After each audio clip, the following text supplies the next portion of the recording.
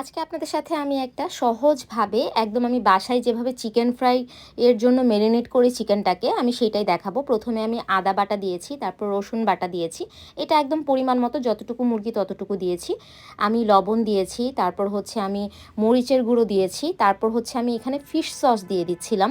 Fish সসটা কিন্তু use করার ট্রাই করবেন। তারপর আমি এখানে কালো গোলমরিচের গুঁড়ো দিয়ে দিয়েছি 1 চা চামচ। তারপর হচ্ছে আমি 3 চা চামচ হচ্ছে কি বলে এটাকে সয়া সস দিয়েছি। তারপর মানে আধা চা চামচেরও কম হচ্ছে আমি এখানে টেস্টিং সল্ট দিয়েছি। তারপর আমি 3 টেবিল চামচ হচ্ছে আমি কর্নফ্লাওয়ার দিয়েছি। আর হচ্ছে 1 কাপের মতো আমি ময়দা দিয়েছি। দিয়ে আমি সবগুলোকে ভালো করে আমি মাখিয়ে নিচ্ছিলাম। এখানে লবণটা পরিমাণ মতো দিবেন, কারণ যেহেতু আমি সস ইউজ করেছি 2 ধরনের, তারপর কালো গোলমরিচ ইউজ করেছি, আবার টেস্টিং সল্টও ইউজ করেছি, এই জন্য এটা আপনি পরিমাণ মতো করে দিবেন। আর এইভাবেই আমার কাছে চিকেন ফ্রাইটা অনেক ভালো লাগে। আমার বোন কয়দিন আগে আমার বাসায় এসেছিল, সে বলতেছিল যে সে বাইরের চিকেন ফ্রাই খেতে পারে না, আমার চিকেন ফ্রাইটা নাকি অনেক মজা লাগছে তার কাছে। সে বলছে আমি বাইরের চিকেন ফ্রাই খাই না, আমার কাছে একটুকু ভালো লাগে না।